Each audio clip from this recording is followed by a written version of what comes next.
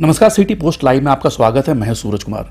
आपने अभी तक सुना होगा हमारे देश में 4 धाम है, लेकिन 5वां धाम कंबोडिया कंट्री के सिम रिप में बनाया जा रहा। और ये तमाम चीज़ें हमारे साथ कुमारन स्वामी है, गुरुजी कुमारन स्वामी है। हम उनसे बात करते हैं क्या कुछ है उस कंबोडिया में और वो 5 धाम के लिए हमारे देश से इनको कितना हेल्प मिल रहा है। गुरुजी, उस कंबोडिया के सिम रिप में ऐसा क्या है जो 5वां धाम का निर्माण वहाँ पे किया जा रहा है आपके माध्यम से? कंबोडिया के सिम रिप में, कंबोडिया एक देश है। सबसे पहले तो ये समझिए, कंबोडिया में जब भी आप जाएंगे वर्ल्ड के मैप पे, तो विश्व का सबसे बड़ा हिंदू टेम्पल जो है वो कंबोडिया में आपको नज़र आएगा। उस हिंदू टेम्पल को ध्यान में रखते हुए जब पहली बार हम लोगों ने देश के बाहर एक धाम की स्थापना के बारे में सोचा, तो हम लोगों ने सोचा कि पहले ऐसे जगह बनाया जाए जहाँ पहले से ही ऑलरेडी हिंदुज़म का प्रचार प्रसार है। तो उसके तहत हम लोगों ने कंबोडिया के सिम रिप को चुना। वहाँ पे ये 5वें धाम की भव्य स्तर पे स्थापना हुई। अभी निर्माण कार्य चल रहा है। अब यहाँ से तीर्थयात्री जाने धीरे धीरे शुरू होंगे। वहाँ पे जो सबसे बड़ी जो विशेषता है कि 10,000 शिवलिंग का एक साथ रुद्राभिषेक होता है। पूरे विश्व में ऐसा कोई भी जगह नहीं है जहाँ पे 10,000 शिवलिंग का एक साथ रुद्राभिषेक होता हो।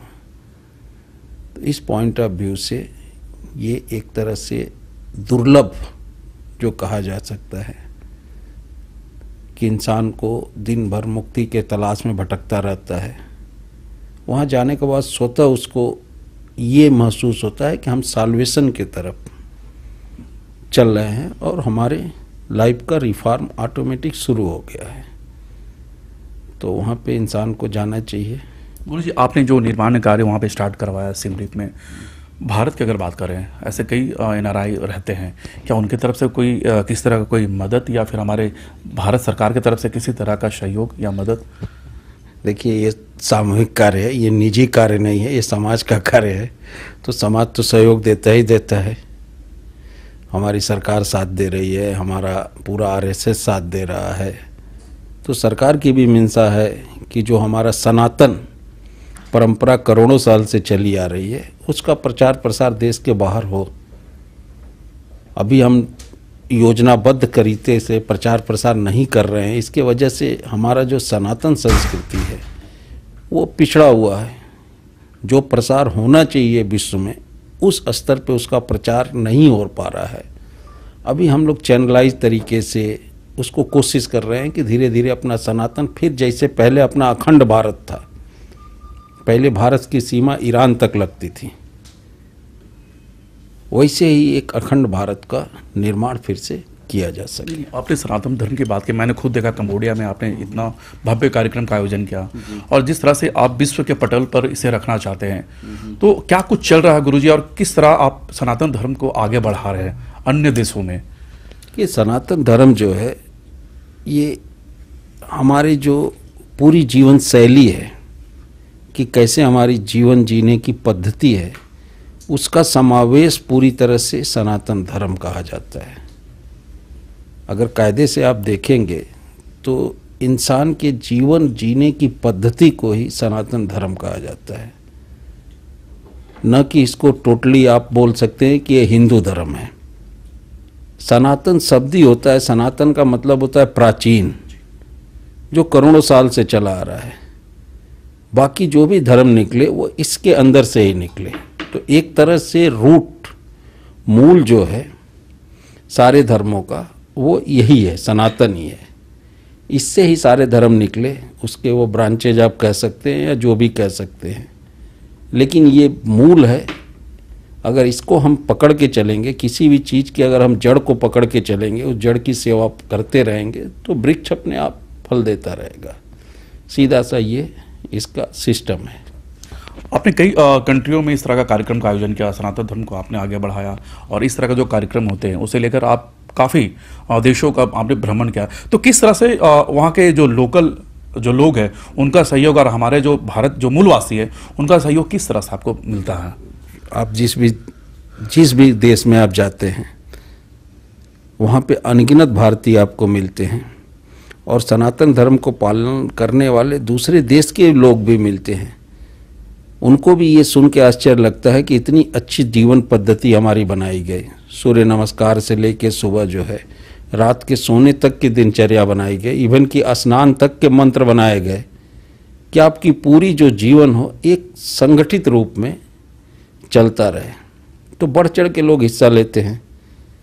प्रचार प्रसार की थोड़ी कमी है, अब प्रचार प्रसार हो रहा है तो धीरे धीरे लोग जुड़ेंगे और जुड़ रहे हैं। क्या लगता है जिस तरह से आपने जो बीड़ा उठाया है मंदिर निर्माण का, 5 धाम कंबोडिया में सनातन धर्म को किस तरह से आगे बढ़ाया जाए, तो हमारे देश में ऐसे कई धार्मिक गुरु हैं, या फिर हम अपनी सरकार की अगर बात करें तो उस तरह उन लोगों से क्या सहयोग आपको मिल रहा है?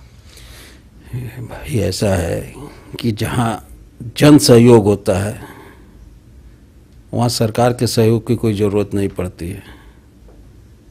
सरकार भी जन सहयोग से ही चलती है और ये जो भी निर्माण कार्य है जन सहयोग से चलता है, तो अपने को किसी सरकार के पास जाके मदद मांगने की ज़रूरत नहीं पड़ती है। सरकार की इच्छा है आवे, जुड़े, मदद करे।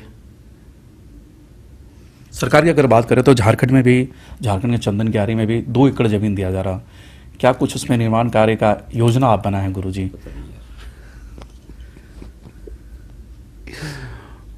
अगर सरकार जमीन दे रही है तो कुछ निर्माण वहाँ किया जाएगा, जिससे कि एक पर्यटन के रूप में झारखंड तो वैसे भी पर्यटन स्थली है जी।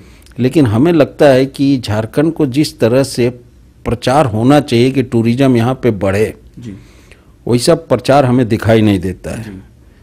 और आज के ज़माने में एक तरह से आप ये कह सकते हैं कि देखिए जितने भी कंट्री हैं सब अपने अपने देश के टूरिज्म को प्रसारित करते हैं। जितने स्टेट हैं, गुजरात को देखिए अच्छा खासा अपने आप को, उत्तराखंड अपने आप को पब्लिश कर रहा है। तो झारखंड के टूरिज्म को भी यहाँ पे इतने अच्छे अच्छे जगह हैं। अभी मैं पढ़ रहा था यहाँ पे परशुराम जी का टांगी करके कोई जगह है, वहाँ उनका फरसा पड़ा हुआ है। यहाँ पे देवी के बहुत बहुत बड़े बड़े मंदिर प्राचीन हैं, पांडवों की नगरी है जी। वहाँ भी है। तो इस तो झारखंड के टूरिज्म को प्रचारित करना चाहिए थोड़ा सरकार से। ये आप लोग भी डिमांड करिए जी। हम भी बात करेंगे जी। कि झारखंड के टूरिज्म को थोड़ा सा भव्य स्तर पे प्रसारित किया जाए। यहाँ पे बौद्धों के इतने सारे जगह हैं, अगर कंबोडिया में झारखंड के टूरिज्म को खाली प्रमोट किया जाए तो कितने करोड़ों बौद्ध यहाँ पे हर साल आएंगे बौद्ध को देखने के लिए, जो यहाँ पे पुराने हमारे बौद्ध के नगर हैं, ये हैं वो हैं जो भी है। तो आप सरकार से मांग करिए, हम भी करेंगे, आप भी सहयोग करिए। गुरुजी आखिरी सवाल, हमारे चैनल के माध्यम से आप किस तरह का संदेश देना चाहेंगे हमारे देशवासियों को, या फिर जो बाहर रहते हैं हमारे देश से बाहर? देखिए देशवासियों को संदेश हम यही देना चाहते हैं कि हर इंसान का एक मौलिक कर्तव्य होता है कि हम धर्म का पालन करें।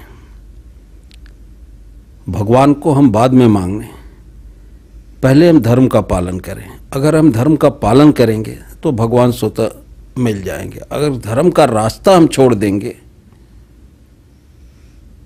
तो हमारी जो सोसाइटी है, जो समाज है, वो कमज़ोर होकर नष्ट हो जाएगी एक दिन।